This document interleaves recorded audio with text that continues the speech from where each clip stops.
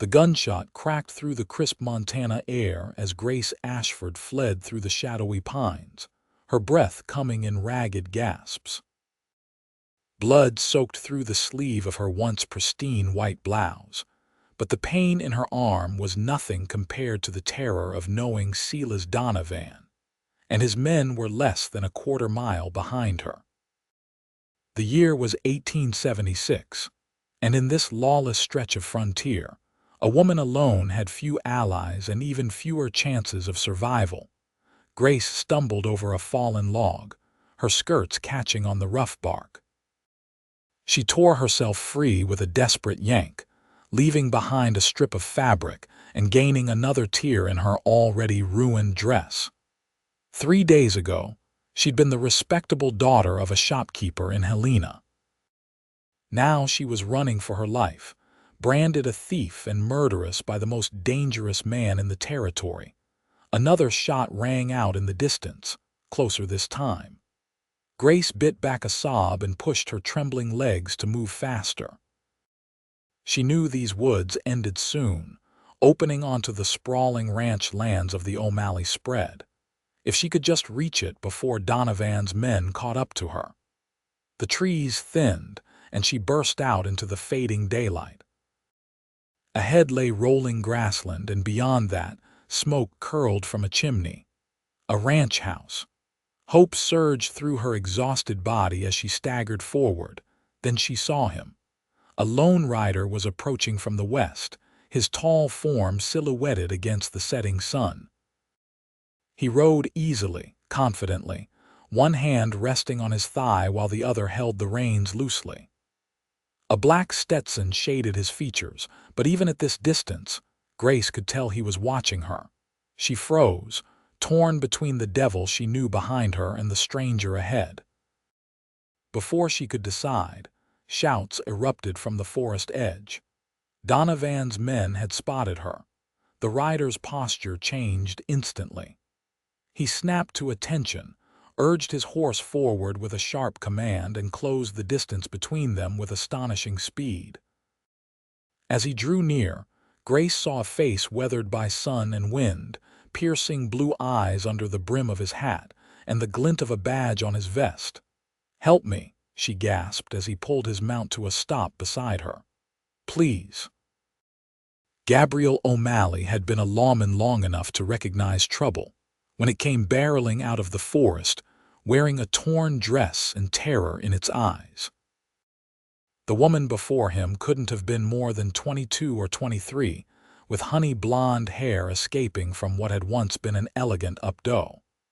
Her face was smudged with dirt and scratched by branches, but even in her disheveled state, he could see she was beautiful and absolutely terrified. "They're coming," she panted, clutching at his stirrup with blood-stained fingers. Donovan's men. Gabe's jaw tightened at the name. Silas Donovan's reputation preceded him: land grabber, cattle rustler, and rumored murderer who'd somehow managed to stay just beyond the reach of the law. More than one witness against him had disappeared mysteriously before trial. "How many?" he asked, already drawing his Winchester from its saddle holster. "4. Maybe 5. She swayed on her feet. "They want to kill me." Gabe made his decision in an instant. He holstered the rifle, leaned down, and extended his hand. "Up you go, miss." With strength born of desperation, Grace grabbed his forearm and let him haul her up behind him on the horse. She barely had time to settle before he wheeled the animal around and kicked it into a gallop. Behind them, men burst from the tree line, shouting and firing wildly. Bullets whistled past them as Gabe bent low over his horse's neck, urging more speed from the already straining animal. "Hold tight," he commanded, and Grace wrapped her arms around his waist, pressing her face against his back. They rode hard for 10 minutes before Gabe eased back on the reins, allowing the horse to slow to a trot.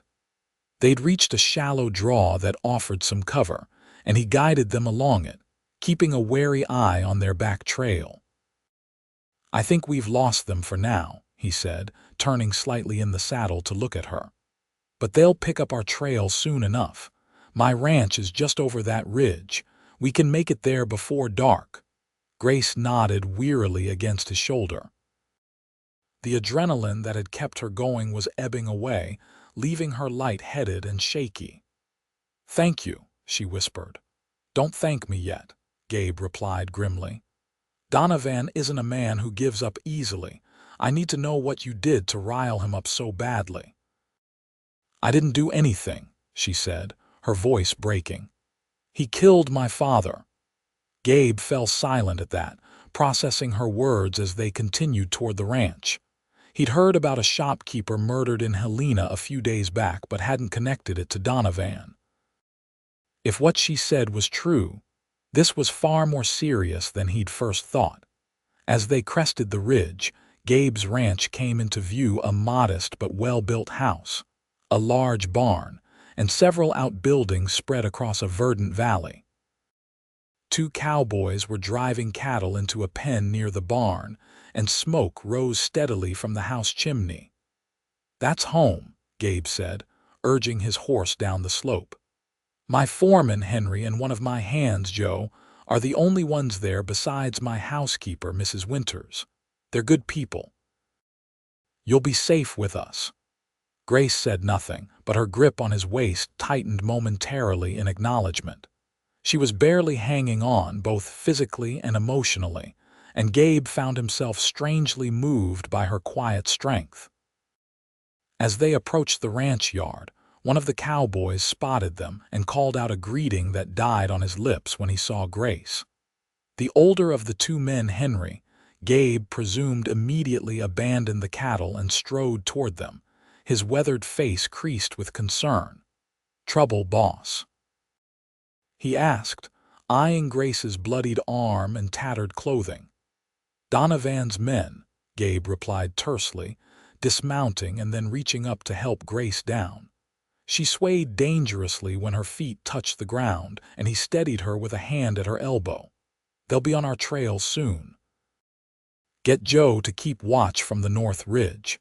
And tell Mrs. Winters we need hot water and bandages." Henry nodded and hurried off, shouting instructions to the younger cowboy. Gabe turned to Grace, who was standing with her arms wrapped around herself, looking small and lost in the gathering twilight. "Let's get you inside," he said gently. "You're hurt and you need rest. Everything else can wait until morning." For the first time since their meeting, she looked directly into his eyes. Hers were the color of whiskey in lamplight, golden brown and luminous, despite her exhaustion. "They won't wait until morning," she said softly. "Run before they kill you. That's what my father told me with his dying breath." Gabe felt a chill that had nothing to do with the evening air. "Then we'd better be ready for them," he replied, guiding her toward the house. Mrs. Winters, a stout woman in her 50s with iron-gray hair and capable hands, took one look at Grace and sprang into action. She hustled the young woman upstairs to the spare bedroom, helped her out of her ruined clothes, and tended to her wounds while Gabe conferred with Henry in the kitchen below.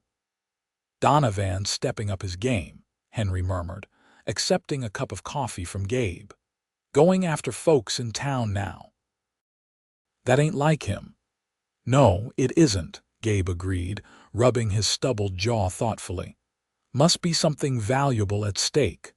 Valuable enough to kill a shopkeeper and chase his daughter halfway across the territory," Gabe frowned. "That's what I aim to find out. But first, we need to secure the ranch. I want rifles loaded and at every window. Send word to the Flying W and ask Sam Wilson to ride to Silver Creek for the marshal. We might need the extra guns." Henry nodded and rose to his feet, but before he could leave, Mrs. Winters appeared in the doorway, her normally calm demeanor visibly shaken. "She's sleeping now," the housekeeper said, wiping her hands on her apron. "Poor thing was dead on her feet. But Mr. O'Malley—" She hesitated, glancing between the two men. "She had something hidden in her boot, made me promise not to tell anyone, but I think you ought to know." Gabe's interest sharpened. What was it? A deed, Mrs. Winters replied, to some land up north, and a letter sealed with wax. She wouldn't let me see what was inside it, but she held onto them like they were worth more than gold itself. Gabe and Henry exchanged meaningful looks. Land deeds in Montana Territory were often worth killing for, especially with the railroad pushing westward and property values soaring. That explains Donovan's interest, Gabe said grimly. He's been buying up land all along the proposed railroad route.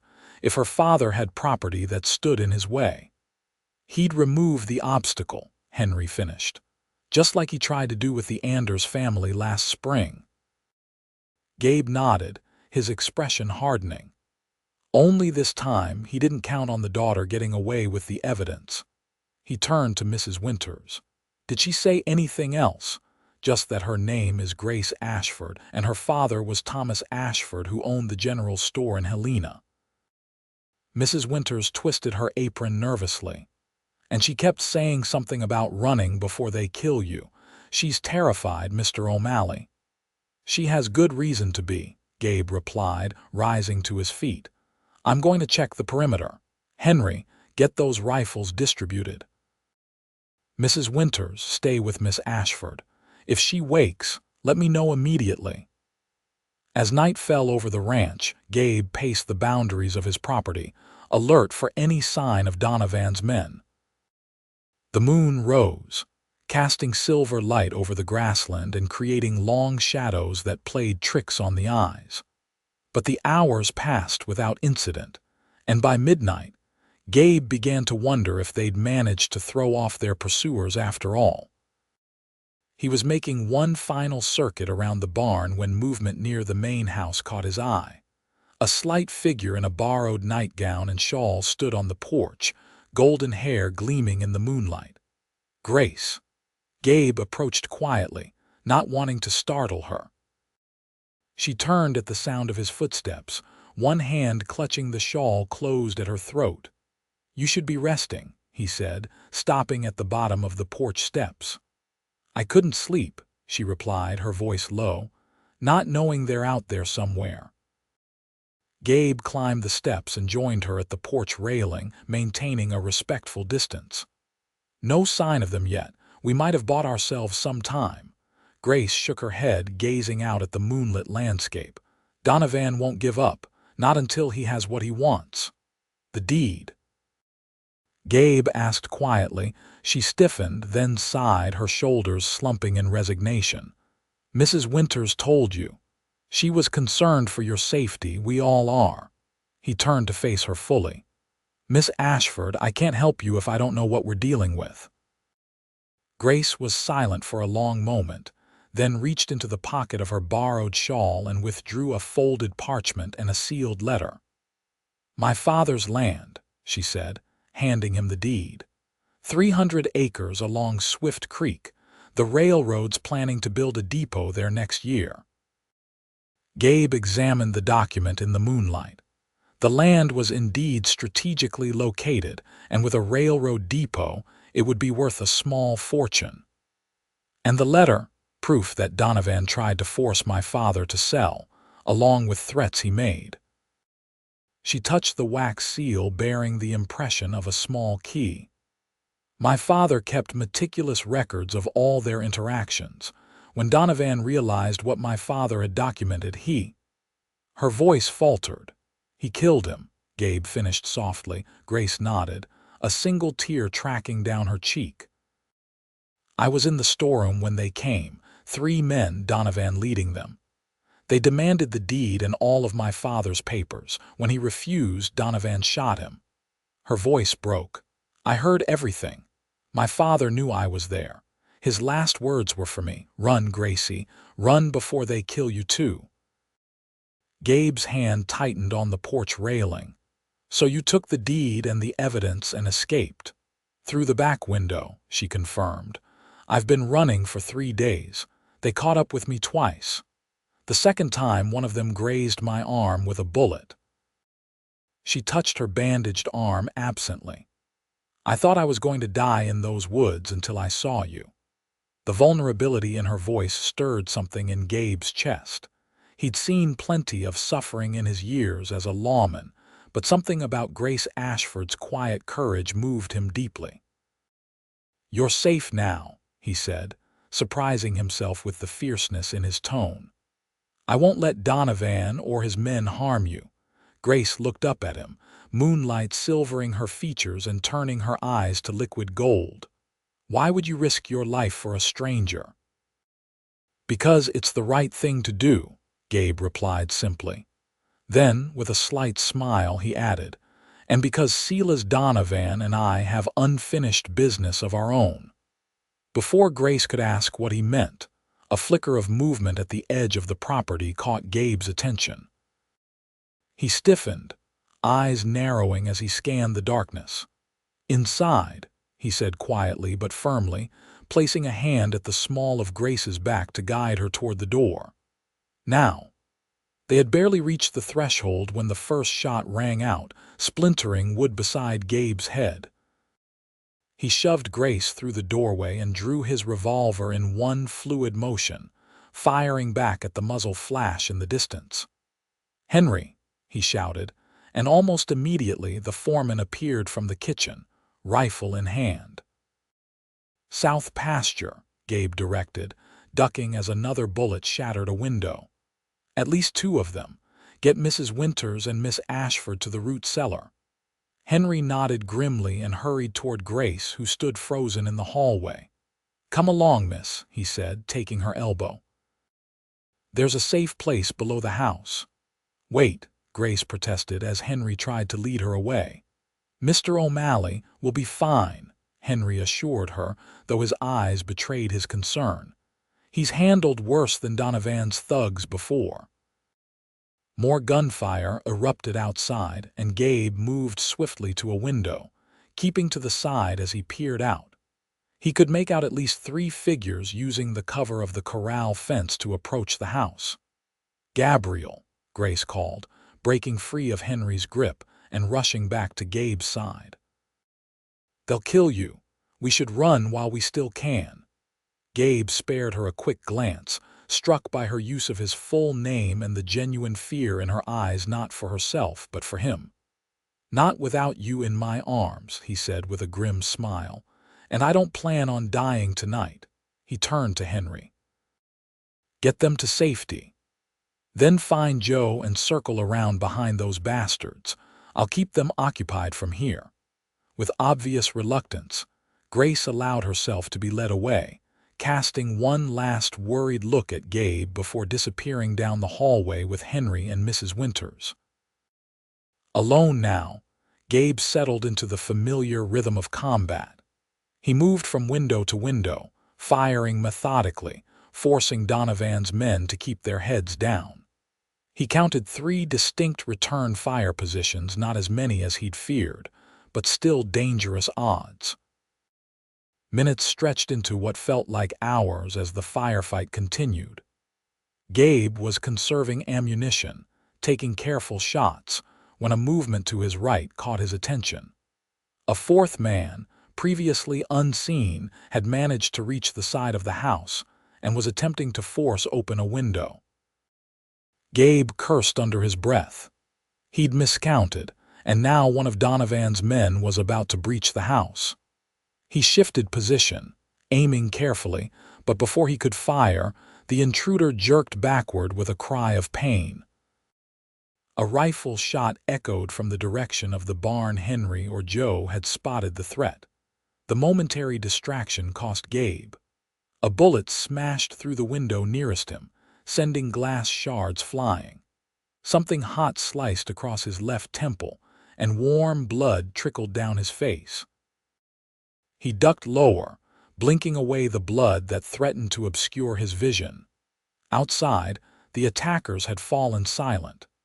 Gabe listened intently, trying to determine their next move. Then came the sound he'd been dreading, the crackle of flames and the acrid smell of smoke. They'd set fire to the porch. Gabe abandoned his position at the front of the house and raced toward the kitchen at the rear. The fire would spread quickly through the dry timber of the house. He needed to get to the root cellar and evacuate Grace and Mrs. Winters before they were trapped. He was halfway down the hallway when the kitchen door burst open, and two armed men stepped through. Gabe fired instinctively, catching the first intruder in the chest. The man dropped without a sound, but his companion dove for cover behind the heavy oak table. Gabe pressed himself against the wall, breathing hard. Smoke was beginning to fill the house, making it difficult to see clearly. He could hear the second man moving cautiously around the kitchen, trying to flank him. A floorboard creaked to his left and Gabe spun, firing twice in rapid succession. There was a grunt of pain, then silence. He waited, counting seconds in his head before carefully advancing into the kitchen. The second intruder lay sprawled on the floor, Gabe's bullets having found their mark. But there was no time for relief. The fire was spreading rapidly, and somewhere in the house, at least one more of Donovan's men remained. Gabe made his way to the trapdoor leading to the root cellar, coughing as the smoke thickened. He yanked it open and peered into the darkness below. "Mrs. Winters, Miss Ashford." No response. Cold fear gripped him as he descended the rough wooden steps into the cellar. It was empty, save for the usual stores of preserved food and root vegetables. Where were they? A sharp crack from above warned him seconds before a burning beam crashed through the ceiling of the root cellar, blocking the stairs. Gabe leaped back, narrowly avoiding being crushed. Flames licked hungrily at the wooden shelves, and he realized with growing dread that he was trapped. Then a voice called his name, faint but distinct from beyond the root cellar's earthen walls. "Gabriel!" "This way." Gabe spun toward the sound and spotted a narrow opening in the far corner of the cellar, partially hidden behind stacked crates. He shouldered his way through the gap and found himself in a cramped tunnel shored up with timber supports, and at the end of the tunnel, illuminated by a flickering lantern, stood Grace. "Hurry," she urged, reaching for him as he stumbled toward her. "The whole house is going to collapse." Gabe grasped her outstretched hand, allowing her to guide him through the passage. They emerged into the cool night air behind the barn, where Mrs. Winters, Henry, and Joe were waiting anxiously. "You're bleeding," Grace gasped, reaching up to touch the gash on his temple. "It's nothing," Gabe assured her, though his head was pounding fiercely. "Where are Donovan's men?" "Two ran off when the fire started," Henry reported grimly. "Joe got one trying to circle behind the barn.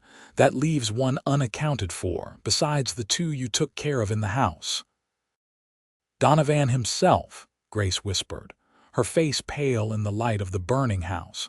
As if summoned by her words, a figure emerged from the shadows, pistol raised and aimed directly at Grace. "The deed, Miss Ashford," Silas Donovan said, his voice as cold as his eyes. "Hand it over, and perhaps I'll allow you to live, unlike your father." Gabe started to reach for his revolver, only to realize it was no longer in his holster, lost somewhere in the burning house or the root cellar escape. "It's over, Donovan," he said, shifting subtly to place himself between Grace and the gun.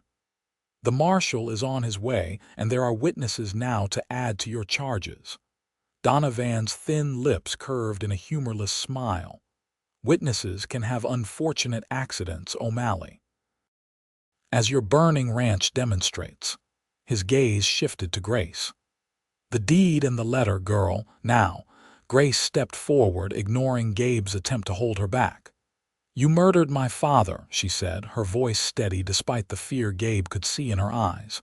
"You won't get away with it." "I already have," Donovan replied coldly.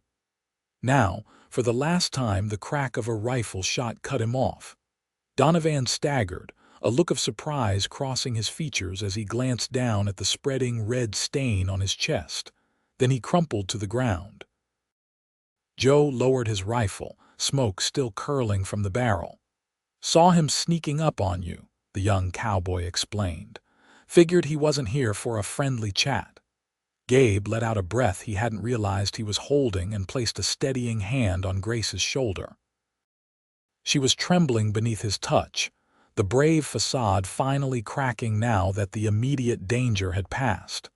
"It's over," he murmured, turning her gently away from Donovan's body. "You're safe now." Grace looked up at him, tears streaking through the soot on her face. "You're home," she whispered, gesturing to the burning building. "I've cost you everything." Gabe glanced at the house, watching as the roof collapsed in a shower of sparks. Strange, he thought, how little the loss seemed to matter compared to the woman standing before him. "Houses can be rebuilt," he said simply. The night that followed was long and arduous. They salvaged what they could from the outbuildings, set up a makeshift camp near the creek, and took turns standing watch. Though they were reasonably certain all of Donovan's men had either fled or been neutralized. By dawn, the house was nothing but smoldering ruins. Grace sat wrapped in a blanket by the creek, watching as Gabe conferred with Henry about immediate plans. Despite her exhaustion, she couldn't help noticing the way the rising sun gilded his strong profile, or how the other men deferred to his quiet authority. Mrs. Winters settled beside her with a cup of hot coffee. "Drink this, child. You look ready to fall over." Grace accepted the cup gratefully. "I've brought such destruction to your lives," she said softly. "I don't know how to begin making amends." The older woman patted her hand. "Nonsense. Silas Donovan brought this destruction, not you. And if you hadn't shown Mr. O'Malley that escape tunnel, he might have perished in that fire." She smiled kindly. Things have a way of working out as they should. Before Grace could respond, hoofbeats sounded from the east. Everyone tensed, reaching for weapons until Henry called out, "It's Marshal Collins, and looks like he's brought half the town with him." Indeed, a group of about 15 riders was approaching, led by a tall man with a silver star on his chest. They reined in their horses at the edge of the camp, taking in the scene with obvious shock.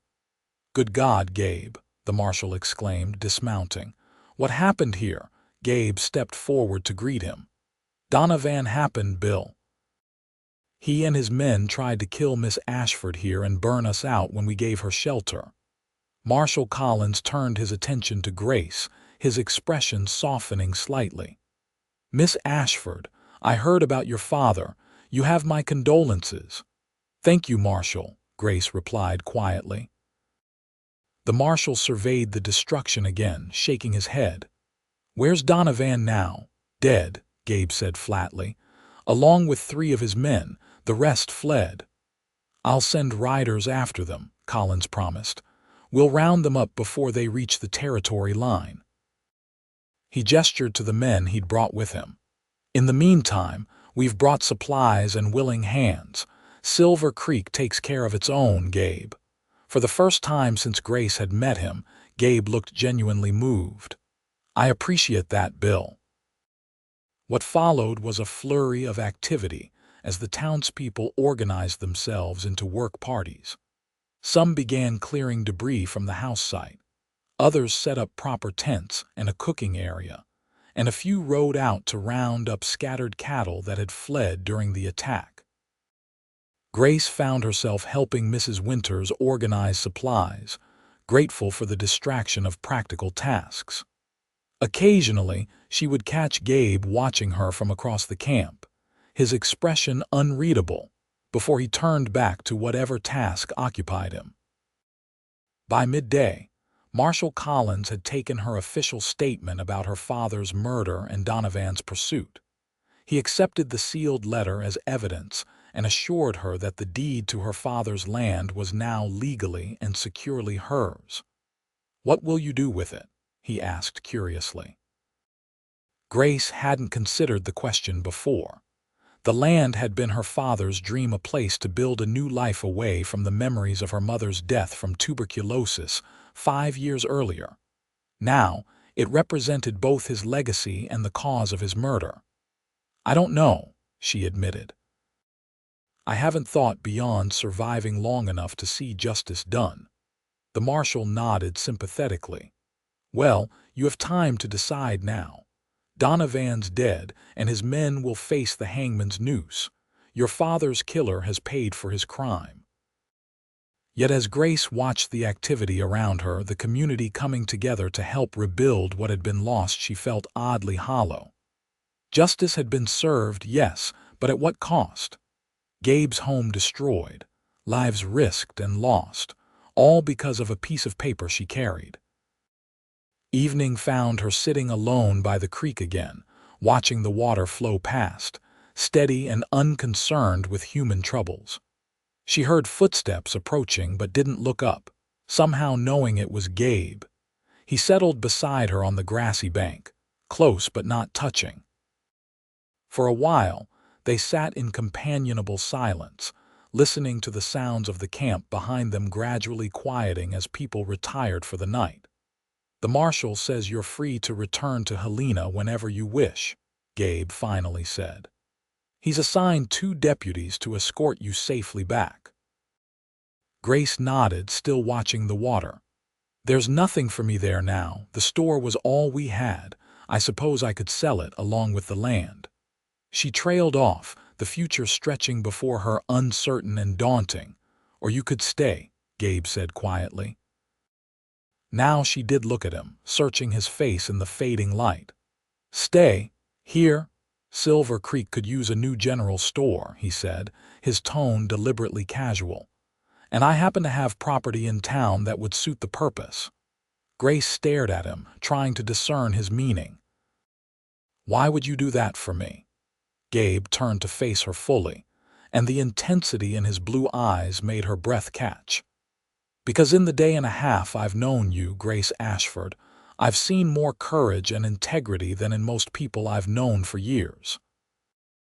Because when you thought I was trapped in that burning house, you risked your own life to save mine. He paused, a hint of vulnerability crossing his features.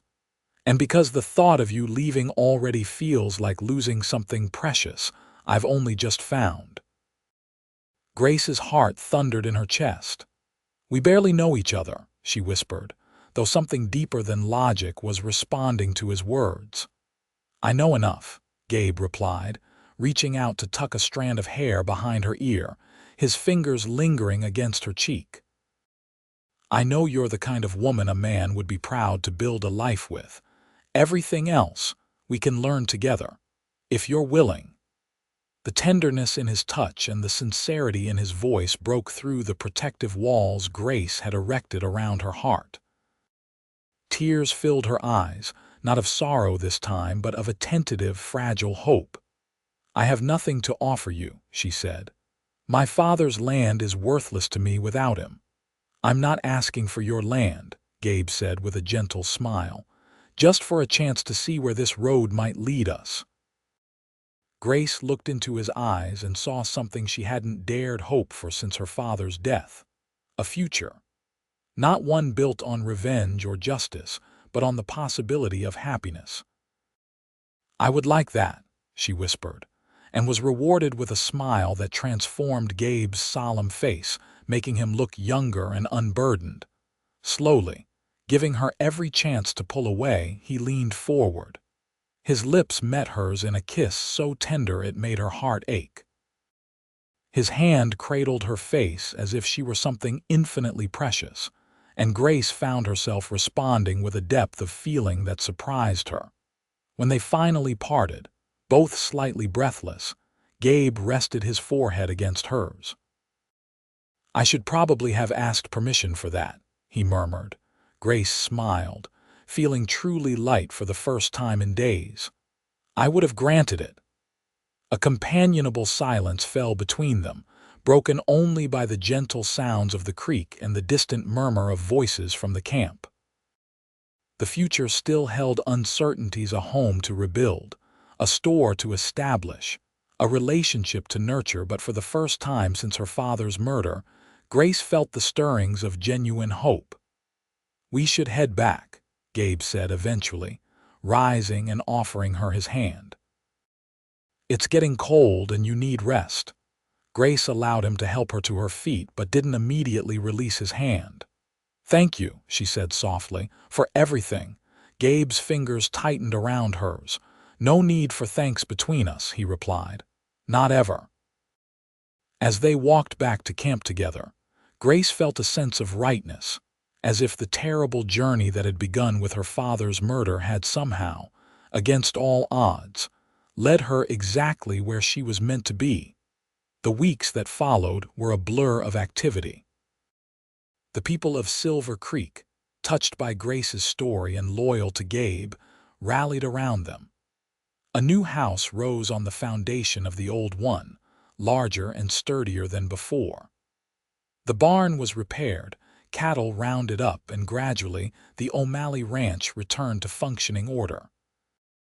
Grace threw herself into the work, learning the rhythms of ranch life and finding unexpected joy in physical labor after years behind a shop counter.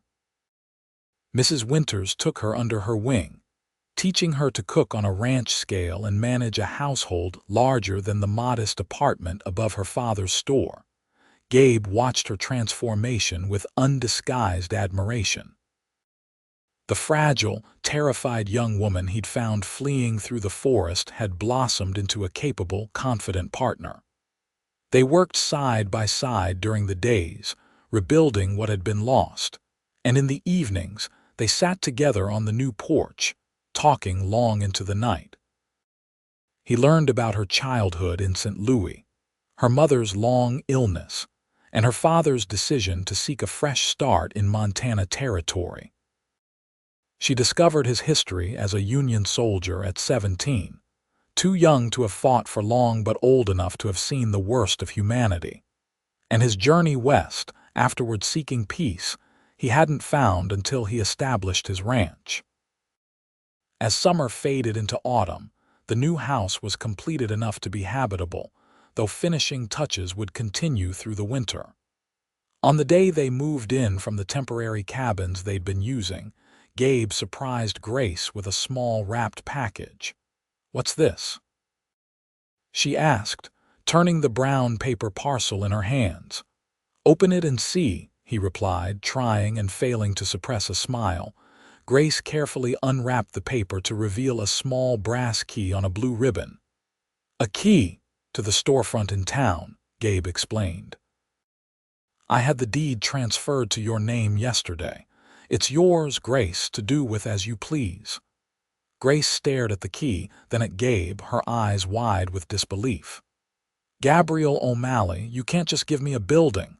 "I already did," he replied, unrepentant. "Consider it an investment in Silver Creek's future, and yours." Tears welled in Grace's eyes. "I don't know what to say." "Say you'll open the store your father would have been proud of," Gabe suggested, taking her hands in his. "Say you'll build a life here with these people who have become your friends." He paused, his expression growing more serious. "With me, if that's what you want." Grace looked around at the new house, built with the hands of neighbors and friends, at the land that had become more home to her in a few short weeks than Helena had ever been, and finally, at the man before her, steady, honorable, and looking at her as if she were the answer to a prayer he hadn't known he was making. "I want that more than anything," she whispered. Gabe's smile was radiant as he pulled her into his arms, kissing her with a passion that left them both breathless. When they finally parted, he kept her close, his forehead resting against hers. "I love you, Grace Ashford," he said softly. "I think I started falling the moment you came running out of those woods." Grace's heart soared at his words. "And I love you, Gabriel O'Malley, more than I thought possible after so much loss." As autumn deepened toward winter, Grace divided her time between the ranch and preparing the storefront in town. Using funds from the sale of her father's store in Helena, she ordered inventory, repainted the interior, and installed shelving with Gabe's help. The grand opening of Ashford's General Goods in early December was a community event. Nearly everyone in Silver Creek turned out to welcome the new business, and Grace found herself overwhelmed by the genuine warmth of their acceptance. She had begun as a stranger in their midst, the cause of destruction to one of their own, yet they had embraced her as one of them.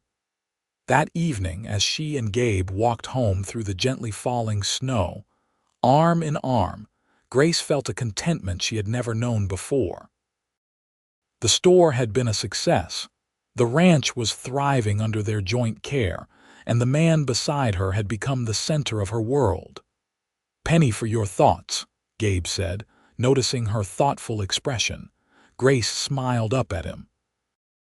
"I was just thinking how different my life is from what I imagined when I was hiding in that storeroom, listening to Donovan murder my father." Gabe's arm tightened around her protectively. "Are you happy with this different life?" "Happier than I ever thought possible," she assured him, resting her head against his shoulder as they walked. "Though I still miss him terribly." "He would be proud of you," Gabe said softly, "opening the store, making a place for yourself here."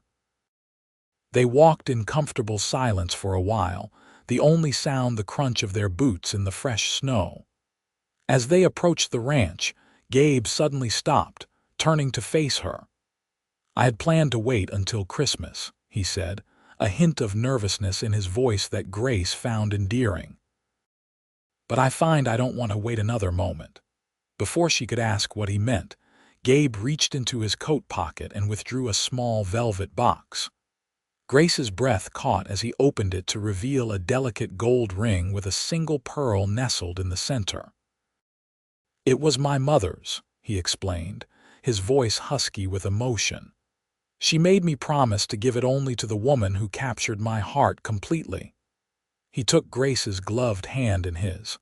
"I never thought I'd find her until you came running into my life." Tears blurred Grace's vision as Gabe knelt in the snow before her, still holding her hand. "Grace Ashford, you are the bravest, most beautiful soul I've ever known. Would you do me the extraordinary honor of becoming my wife?" For a moment, Grace couldn't speak past the lump in her throat. Joy, pure and overwhelming, flooded through her. This man, who had risked everything to protect a stranger, who had rebuilt not just his home but her shattered life with patience and tenderness, was offering her his heart and his future.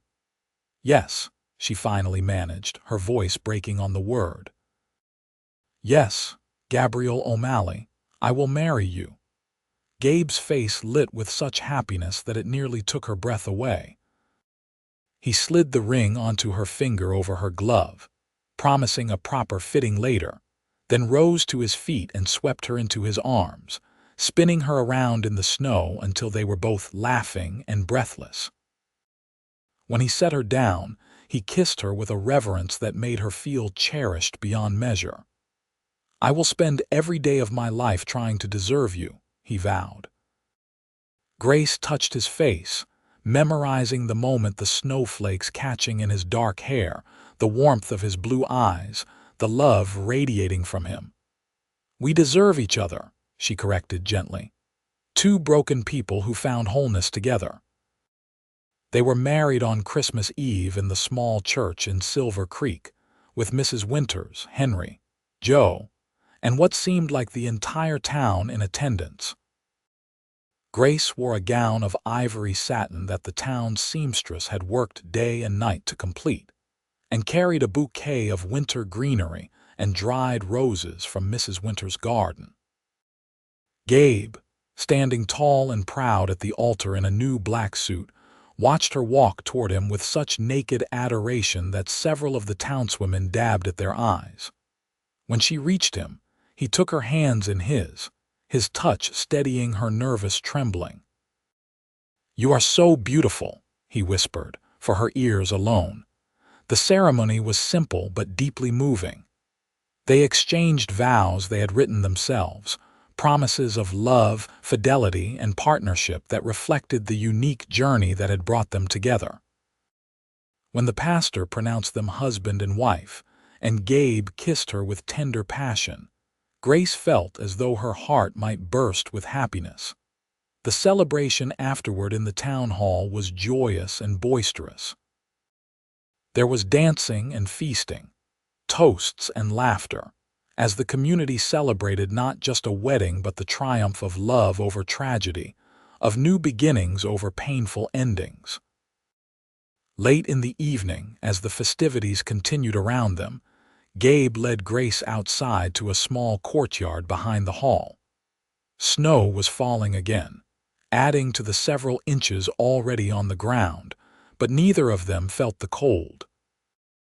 "Mrs. O'Malley," Gabe said, testing the name with evident pleasure. "Are you happy?" Grace smiled up at her husband, and saw in his face everything she had ever wanted but never dared hope for: love, respect, partnership, and the promise of a future built together. "Completely, utterly happy," she assured him, rising on tiptoe to kiss him. "Are you?" "More than I knew was possible," he replied, drawing her close. "When you came running out of those woods, begging me to run before they killed me, I had no idea you were running straight into my heart."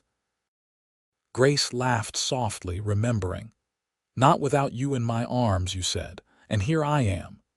"Here you are," Gabe agreed, his voice thick with emotion. "And here you'll stay if I have any say in the matter."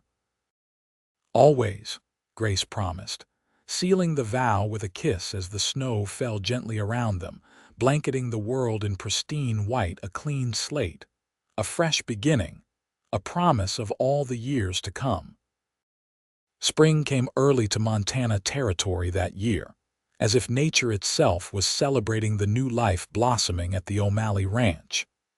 The pastures turned emerald green, wildflowers dotted the hillsides, and the creek ran full and clear with snowmelt from the mountains. Grace's store had become a thriving center of commerce in Silver Creek, expanding to include not just general goods, but also books, fabrics, and specialty items ordered from as far away as San Francisco and New York. She had hired a young widow, Sarah Jenkins, to help manage it, allowing her to divide her time between town and the ranch she had come to love as deeply as the man who owned it. Gabe, for his part, had embraced his role as husband with the same quiet dedication he brought to everything in his life. He had completed the house over the winter, adding thoughtful touches that showed how well he had come to know Grace: a bay window in the kitchen where she could watch the sunrise, bookshelves in the parlor for her growing collection, a small office where she could manage the store's accounts. They settled into a rhythm of partnership that felt as natural as breathing. They worked side by side during the days, shared their thoughts and dreams in the evenings, and discovered in each other's arms at night the kind of passion neither had known was possible. On a particularly beautiful May morning, Grace stood on the porch of their home, watching as Gabe worked with a new colt in the corral. The sight of him confident, gentle, patient with the nervous young horse filled her with a familiar warmth. 6 months of marriage had only deepened her love for him, revealing new facets of his character to admire and cherish. She placed a hand on her still flat stomach, a secret smile curving her lips. She had suspected for several weeks, but had waited to be certain before sharing the news. Now, with Mrs. Winter's confirmation the day before, she could no longer contain her joy. Gabe looked up, as if sensing her gaze, and smiled at her across the yard. He said something to Henry, who had been helping with the colt, then handed over the lead rope and made his way toward the house. "You're looking particularly lovely this morning, Mrs. O'Malley," he said as he climbed the porch steps, pulling off his work gloves. Grace's heart still skipped at the sound of her married name on his lips. "And you're looking particularly handsome, Mr. O'Malley, even with hay in your hair." She reached up to brush the offending strands from his dark hair, using the gesture as an excuse to touch him. Gabe caught her hand and pressed a kiss to her palm, his blue eyes twinkling. "If that gets me your touch, I'll roll in the hayloft later." Grace laughed, then sobered, suddenly nervous despite her certainty that he would be as overjoyed as she was. "I have something to tell you," she said, leading him to the porch swing they often shared in the evenings. Gabe's expression grew concerned as he sat beside her. "Is everything all right?"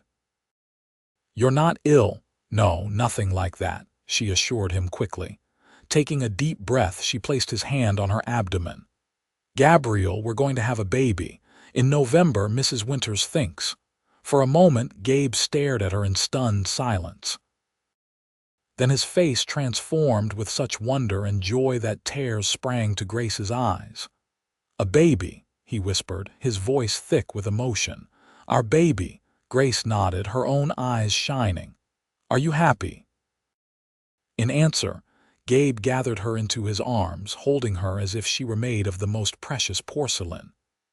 "Happy doesn't begin to describe it," he murmured against her hair. "Grace, my love, you've given me everything I never knew I wanted: a true partner, a home filled with love, and now a child." He pulled back to look into her eyes, his own suspiciously bright. "How did I get so blessed?" "We blessed each other," Grace replied softly, touching his beloved face. "Two lost souls who found home in each other." Gabe kissed her then, pouring all his love and gratitude into the gesture. When they parted, he rested his hand reverently on her stomach again. "A baby," he repeated, wonderment in his voice. "I'm going to be a father." "The best father," Grace said with certainty. "Our child will be so loved," Gabe agreed. Then, with a sudden laugh of pure joy, he stood and swung her carefully into his arms. "We have to celebrate. I'm taking my wife and unborn child to town for the finest dinner the Silver Creek Hotel can provide." Grace laughed at his exuberance, wrapping her arms around his neck. "People will talk if you carry me all the way to town." "Let them talk," Gabe declared, spinning her around on the porch. "Let them see how much I adore my brilliant, beautiful, amazing wife." The months of Grace's pregnancy passed in a blur of preparation and anticipation. Gabe hovered over her with such tender concern that she occasionally had to shoo him away to attend to his neglected ranch duties. He built a cradle with his own hands, carving intricate patterns of leaves and vines along its edges, and converted the small room adjacent to their bedroom into a nursery. Grace continued to work at the store until her advancing condition made the daily trip to town too tiring.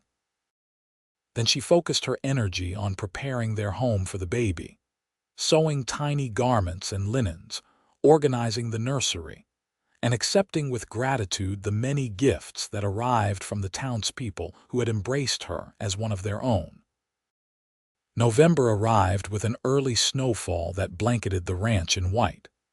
Grace, now heavy with child and finding movement increasingly difficult, spent her days by the window in the parlor, watching the world outside and feeling the baby shift and kick within her.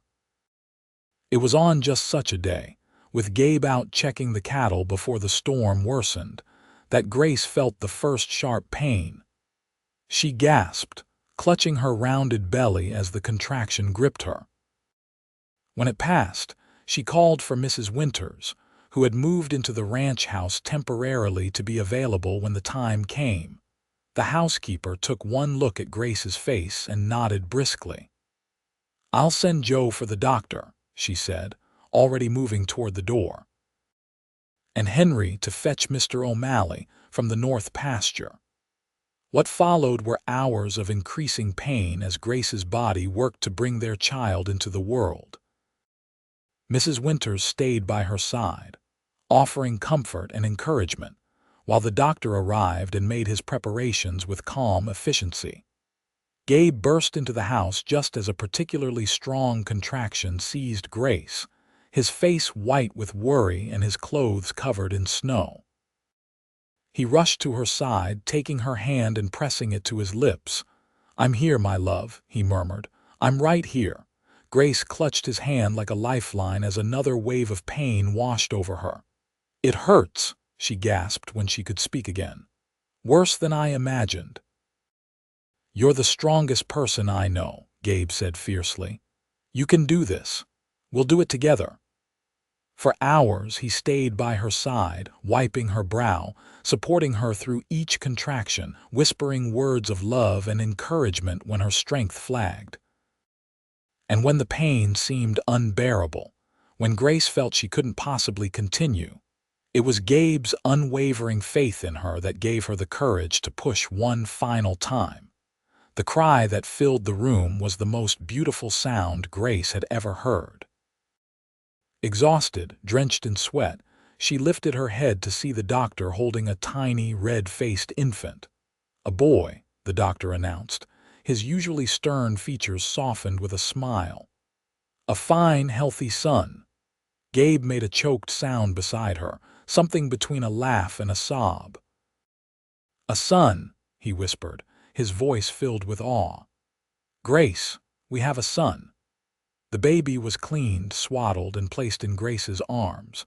She gazed down at the tiny face, perfect in every detail, and felt a love so overwhelming it brought fresh tears to her eyes.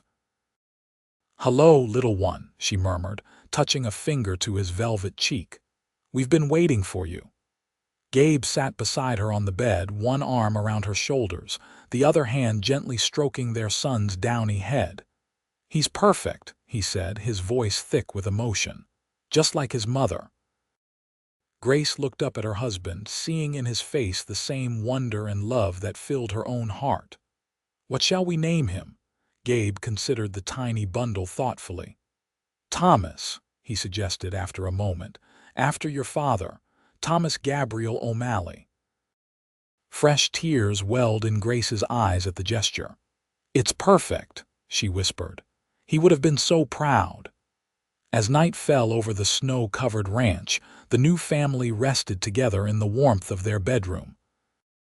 The doctor had gone, promising to return in a few days to check on mother and child. Mrs. Winters had discreetly withdrawn after ensuring they had everything they needed. Now it was just the three of them, Gabe, Grace, and little Thomas, cocooned in a bubble of peace and joy. Gabe lay beside Grace on the bed, his arm around her as she nursed their son for the first time. The intimacy of the moment, the miracle of the new life they had created together, filled him with a sense of rightness and completion he had never known before. "I never thought I could be this happy," he confessed softly, watching his son's tiny hand flex against Grace's skin. "When I was younger after the war, I thought the best I could hope for was a quiet life, a piece of land to call my own. I never imagined." He trailed off, overcome. Grace leaned her head against his shoulder, understanding without words. "I know," she murmured. "After my father died, I thought my life was over before it had really begun. I was just running, surviving." She looked up at him, her eyes luminous with love. "And then I ran straight into you." Gabe pressed a kiss to her forehead, then to their son's head. "Best day of my life," he said simply. "The day you came out of those woods." As Thomas drifted to sleep at his mother's breast, Gabe carefully lifted him and placed him in the cradle beside their bed. Then he returned to Grace, gathering her gently in his arms. "Rest now, my brave, beautiful wife," he whispered. "You've done the most amazing thing today." Grace nestled against him, exhaustion finally claiming her. "We did it together," she murmured sleepily. "Like everything else." "Like everything else," Gabe agreed, holding her close as she drifted into sleep. "And everything to come." As he watched over his wife and newborn son, Gabe reflected on the extraordinary journey that had brought them to this moment.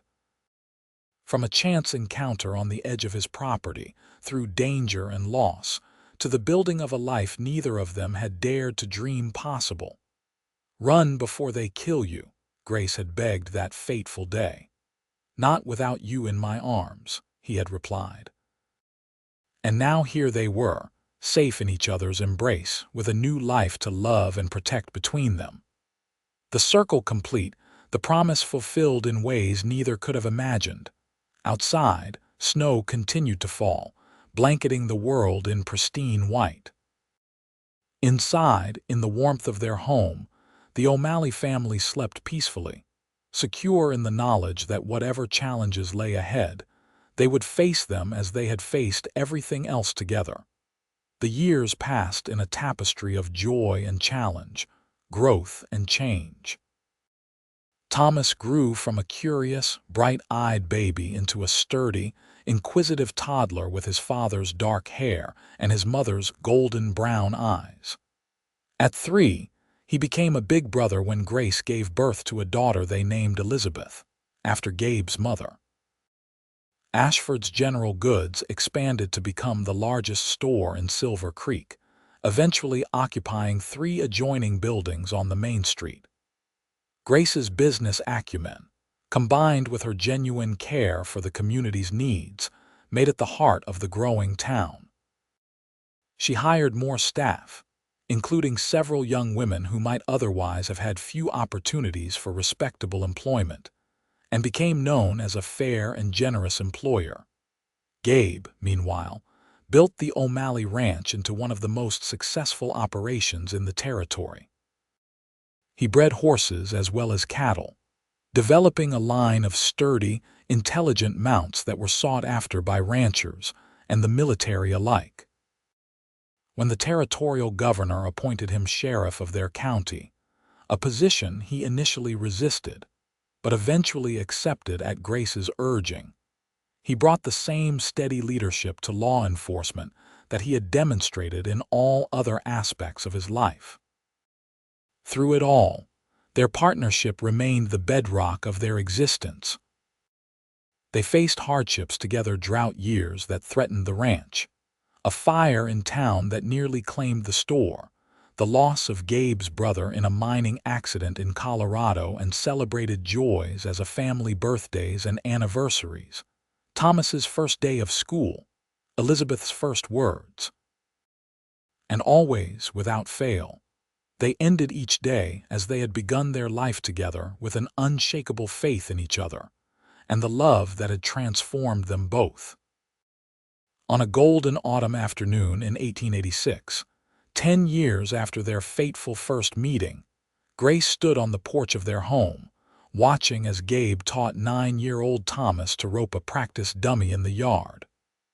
Elizabeth, now 6, sat at Grace's feet, contentedly braiding wildflowers into a crown.